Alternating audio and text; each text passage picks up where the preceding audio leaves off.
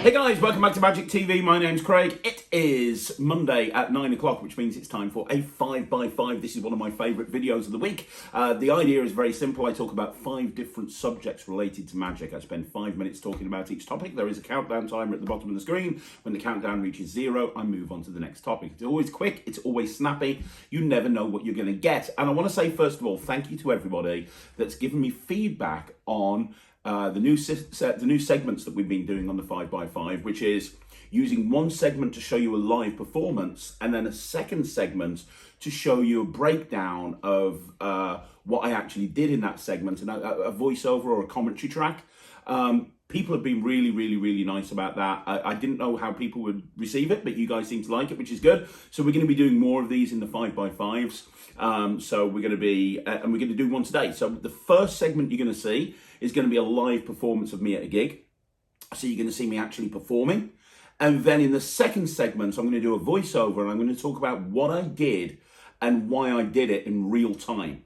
I'm not going to be discussing method or anything like that. That's not what this is about, but I'm going to be talking about audience management, angles, pocket management. Depending on the video that I'm actually using, there'll be different things that we're going to be hitting on. And this is going to be kind of taking concepts I've talked about on a Thursday in magic stuff and actually bringing them into real world practical example. So hopefully you guys will enjoy this. I'm going to be doing more of these segments in the future. If there's particular tricks you want me to do this on, so for example, if you'd like me to kind of do a commentary track of a stage piece or a kids show piece or anything like that, please let me know and I can make it happen for you. So without further ado, we're going to start the 5x5. The first 2 segments, as I say, the first one's going to be a live performance at a gig and the second one is going to be me doing a commentary track over that live performance. So let's get to it. Okay, so I'm going to get, actually, could you do me a favour? Or can you do me a favour? She's your girlfriend. Can you hold her stuff? Because she's going to help me with this first. Oh, yeah. I was going to ask your dad, but I'll ask your boyfriend instead. Yeah. Right. Yeah. It's not more responsibility. Exactly, yeah. You got someone to do this for you. Can you stand right there for me? That'd be awesome. Brilliant. Guys, gather around. Come in closer. Come in closer. Anybody who wants to see, come in really close. Now, we're going to start... It's been said before. I'm going to show you something with some coins. 3 coins, silver American dollars, big solid silver coins. I want you to check them out for me. There you go, there's one for you. Have a look at them, make sure there's no wires, no your hands are no magnets, no threads, no trapdoors, no secret compartments. Make sure they are what they appear to be, solid silver coins. Looking good? Good job. So that's 1, that's 2, and that's 3. So Sophie, you're going to be my glamorous assistant. Take 1 step forward. What I want you to do is cup your hands together like this for me. That is great, like your Oliver Twist asking for more. So, I want you to watch, guys, one at a time. I'm going to make these coins jump, pass, travel invisibly from one place to another by magic. Okay? By the way, do you know what this is called? It's called showing off. Just so you know. So here we go. One at a time. Up the sleeve, across the chest, down the other sleeve, into your hand. Now, you're not going to see them go. You will, however, know when it happens by the look on Sophie's face. There will be a look. Because when they land in your hand, you're going to be like this. Do you want to practice the look or do you want to be spontaneous? Just like that, that's perfect. Do you see the 3 coins? It looks like this. When I pull on the finger, the first coin goes. Watch the 3 coins. It looks like this. Just go up and down. There's the look. God, what? And the reason it looks there, she actually felt the first coin jump from there over to there. That's coin number 1. That's the bit where you go, ooh. Or maybe not. I'll do it again for you. Too late there, Matt. We'll try it again. Here we go. 1 here, 2 here. I'm going to do it again. Now this time, when I pull on the finger, you'll hear it land, okay? Watch carefully. 2 coins. So when I go up and down, watch. Clink. That's the second coin across. That's coin number 2. One last one. Hold out one hand for me this time, nice and flat. There we go. That's 1. That's 2. Would you like the last one to go the easy way or the hard way? I'm glad you said that. The easy way sucks. It's not very impressive. We'll do it the hard way. Look, nothing in my hands, just 3 coins. In a second, Sophie, you're going to take the top coin, put it in my hand, just like that. When you put the top coin in my hand, you will immediately squeeze this hand around the other 2 coins. In other words, you're not going to let me get to them at all, okay? So just reach over, take off the top coin, put it in my hand, squeeze the other 2 tightly down, turn your hand over. Is there any way I can get this last coin into your hand? No way at all. And squeeze really tightly. Her knuckles are turning white, that's how I know you're squeezing tightly. Can you do me a favour? Can you rub the back of my hand? It's got nothing to do with the trick, it just feels nice. That's it. Guys, talk amongst yourselves for 5 minutes, and we're good. There we go. Here we go. 1, 2, 3. If I told you it was there, would you believe me? If it is, they're going to give me a big round of applause. Turn your hand over, have a look. Now we're going to go one step further. See, what we're going to do now, we're going to try and make the coins disappear. Magicians won't normally tell you what's going to happen. I'm going to tell you exactly what's going to happen. I'm going to make the coins disappear, one at a time. Sophie, how many here? Three. One here, One here. two here. Yeah. Do you want this one to go first or one of these two? One of these. Take this, hold it at the tips of your fingers like a little mini magic wand, okay? And wave it over these two. Say go. Go. Any questions? You know what? I'll do it again, but this time you get to make all the choices. I'll do this one of two ways. I'll either put my hand in my pocket and make it disappear one-handed, or I'll leave my hand in full view with my fingers spread so I can't hide anything. What would you prefer? That one. You don't trust me at all, do you? Watch this. How many coins? There's 2 coins. Say go. Go. Still no questions, right? No. Last one. This is the years of practice, this one. This is the reason I had no girlfriend all the way through uni. Check it out. Watch this. The final coin. You take the coin, you put it over there like that, it jumps over there like that. You put the coin over there like that, it jumps down there like that. You take the coin, you touch it to this elbow, it comes out this elbow. You hang it over there, it goes out from underneath your elbow. Take the coin, squeeze it, it disappears. Now it's still there, you can't see it until I blow. Comes back again. No way. Take the coin, put it in my pocket, it goes right there behind your ear. So every trick needs a big finish. Hold your hand out for me, Sophie. This is the big finish because you cannot get much bigger than that. Thank you. Actually, I'll say you can't get much bigger than that. The one behind your ear, that's bigger. Yes, way. It's not magic, it's inflation. It's completely Thank you. I appreciate that. Thank you. Should we do a card trick to finish off?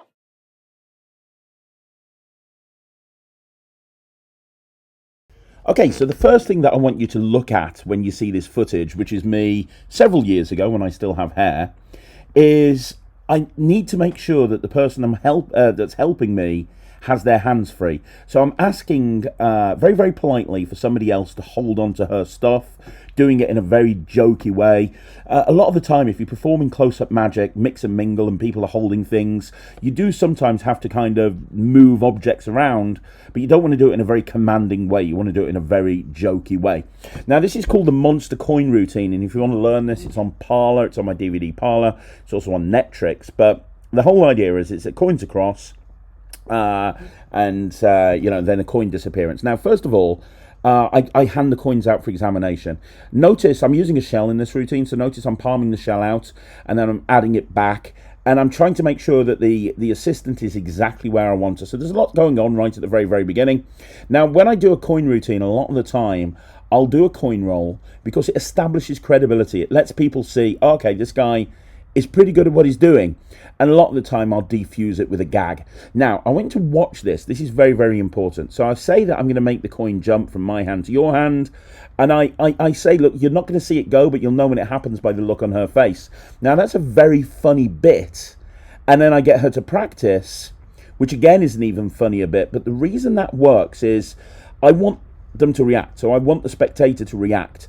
I'm conditioning that spectator to react to what they're going to see because it's happening in her hand. It's not happening out in the open.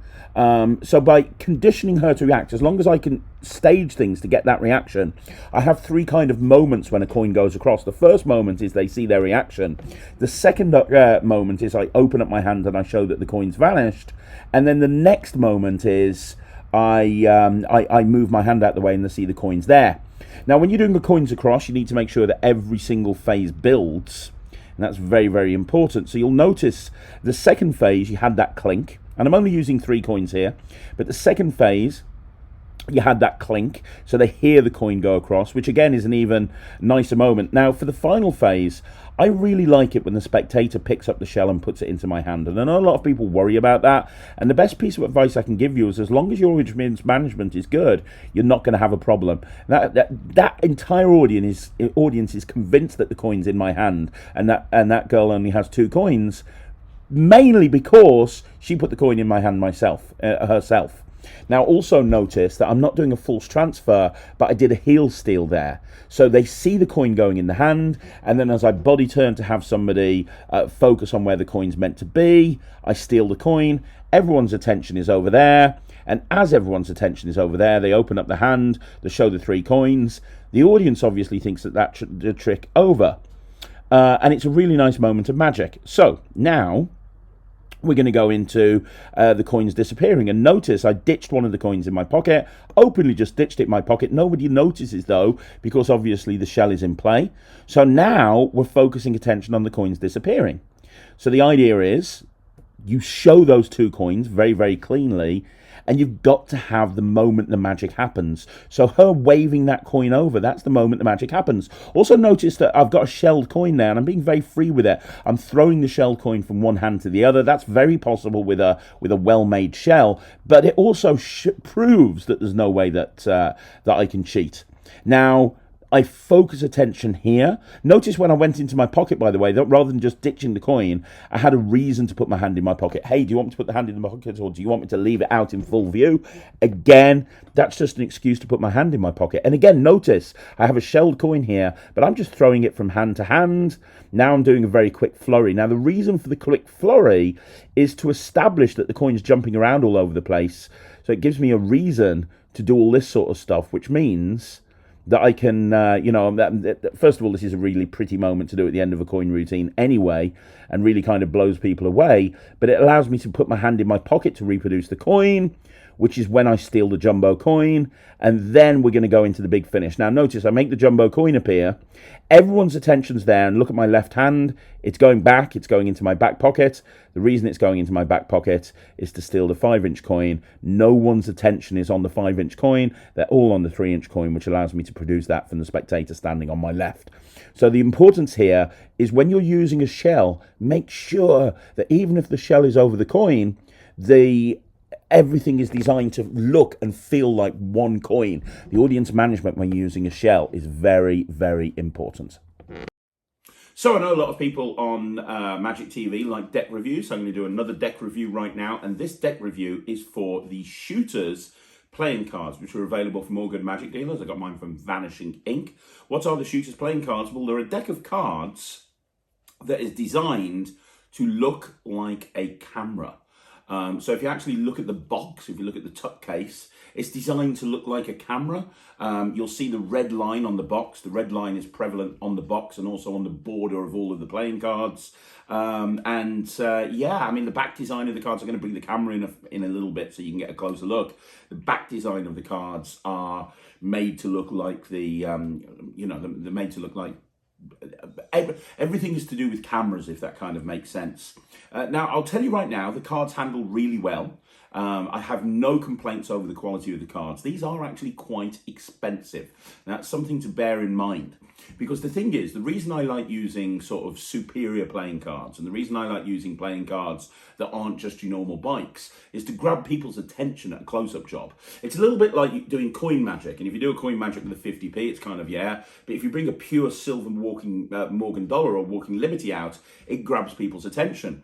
Well, these don't really grab people's attention. It looks like a normal deck of cards, despite the fact that it's designed to look like a camera, and if you point that out to people, they'll go, oh yeah, I can see that. If you don't point it out to them, it looks like the sort of pack of cards that you buy from a drugstore, other than it's a heck of a lot more money. So that's a problem for me, because I'd like to actually use playing cards that, kind of make the audience go, oh wow, they're nice. But I'll talk more about this in a second. Let's bring the camera a little bit closer and have a look at a close-up look at these playing cards. So let's have a look. First of all, like I said, these cards are designed to look like a camera. The actual tuck case is designed to look like the outside of a camera. The only difference is the control. What you'd normally see on a camera is replaced with like suits and things more relevant to playing cards, which is quite nice. And then when you open them up, let's have a look. So first of all, you're going to see the back design. The back design, 2 things I want you to note. First of all, the back of the cards have all got sort of icons that are related to cameras and things to do with cameras. And the red line is prevalent throughout on the back of the deck and also on the card case. The red line is there. Now, they spread really nicely, they furrow really nicely, they shuffle really nicely. Let's have a look at the card. So first of all, it comes with a double backer, and it also comes with this card, which is kind of a back design, and the front has one of the jokers along with the tuck case and an actual camera. And then you've got the two jokers, which are designed to look like the control wheel on an actual camera, but again with things related to playing cards instead. The Ace of Spades is one of my favourites. So the Ace of Spades, which I have here, is designed to this spade pip here is designed to be to look like what you see when you look through a camera lens, which I thought was quite nice. And all of the aces are actually the same, but slightly different. So you can see in the middle of the ace pip, you've got that camera icon again. The suits themselves are relatively normal, to be perfectly honest. There are, on the court cards, kind of, again, images related to cameras. But other than that, they're all pretty much standard. The big thing with this particular deck are the aces, the jokers, and the back design of the cards. And as I say, it is designed so that they look like a camera, which is quite an interesting concept. Like I say, they handle really nicely. They faro really nicely, which is important to me. Don't know how important that is to you. They look really good. This particular deck I've been working with for about a week now, and it's stayed in really good condition, which is great.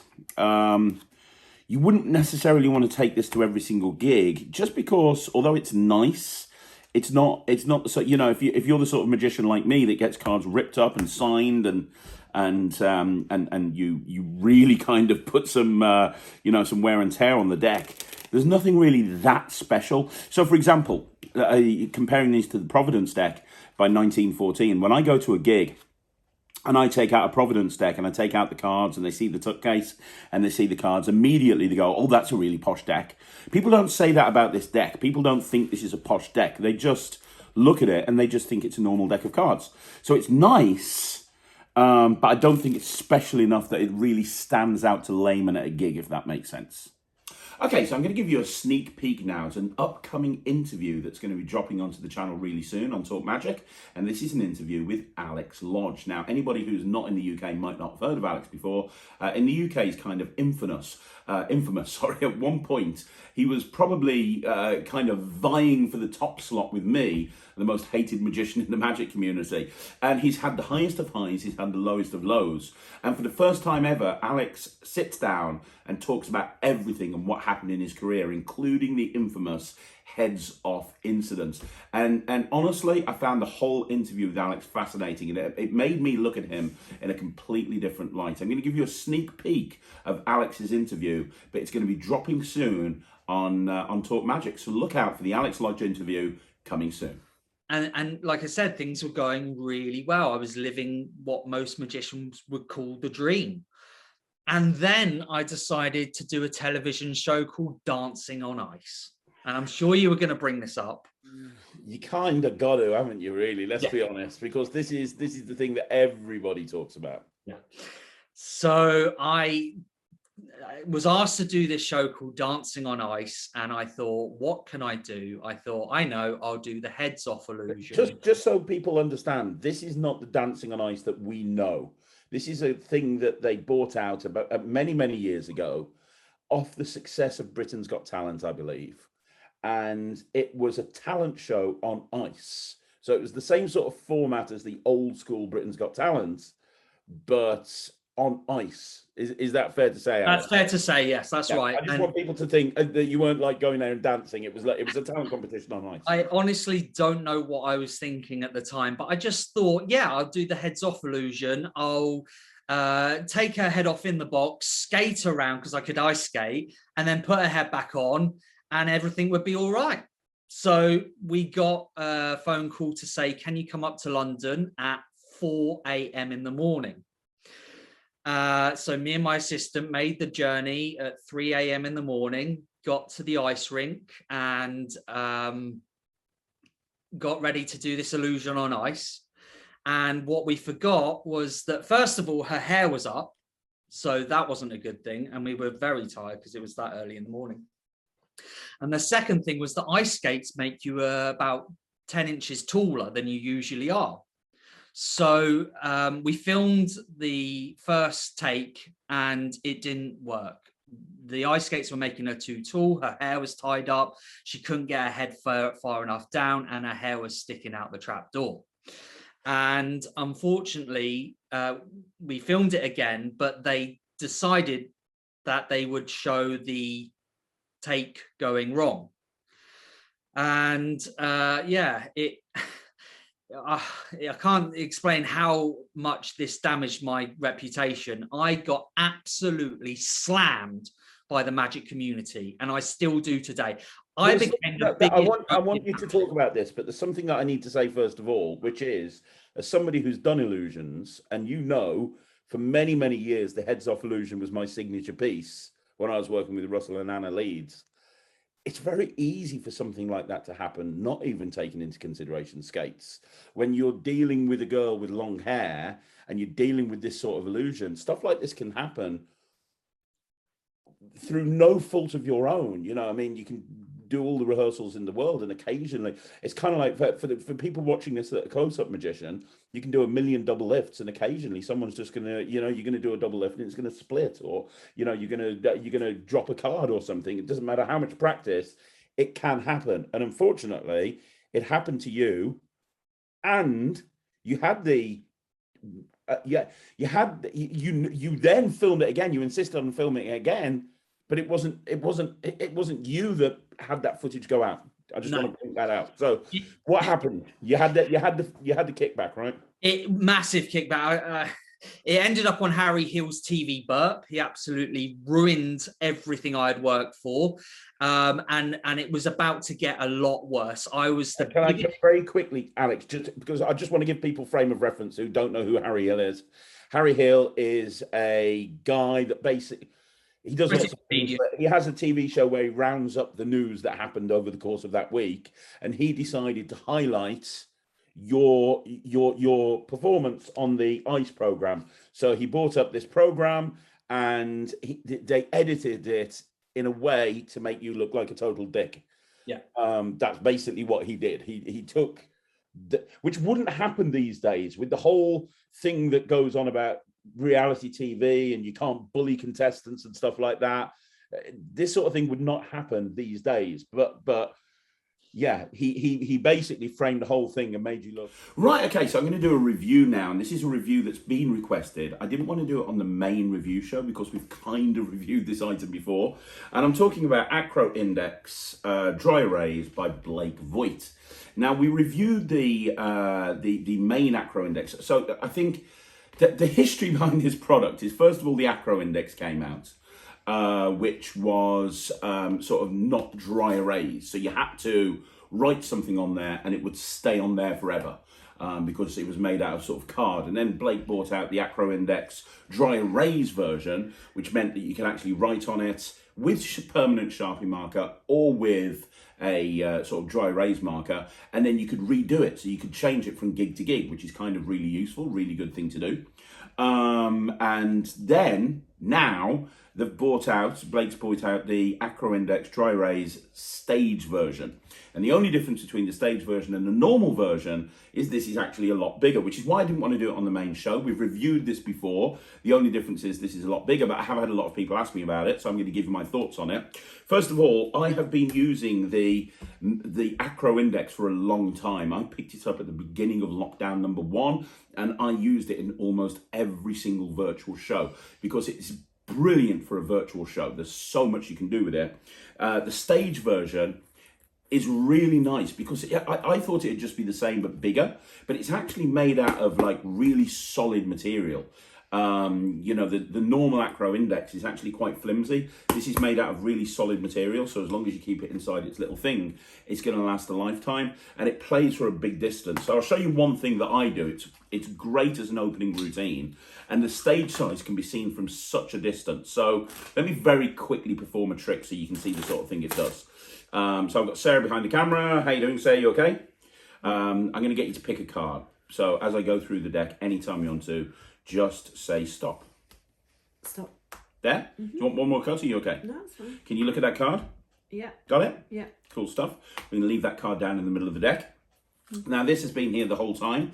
If I told you that on here I had your card, would that be good? Yeah. Check it out. Your card right there on the index card. I wrote your card. What do you reckon? You impressed? No. You don't look very impressed. You're not impressed, are you? I tell you, if I shake it, I can turn it into the King of Hearts. Was that your card? It was indeed. Amazing. So that's what the Acro index card is. Now, there's so much you can do with this. I've written this in permanent marker pen. If you write it in permanent marker pen, you can very easily get this this off. Very, very easily. It'll take you just a few seconds. So why would you want to write in permanent marker pen on a dry erase version? If you want to do this like a few times, so if I was doing this 3 or 4 times in a night or in a show, or I was doing this multiple days and I wanted to do the same thing each time, you'd write it in permanent marker pen, but then you could rub it off, right? But if you want to, there's so many ideas that you can do with it with a dry erase marker. So a really nice thing that Blake does with it is he writes on there, rubs it off, and then it reappears on there. There's so many different options you can do with this.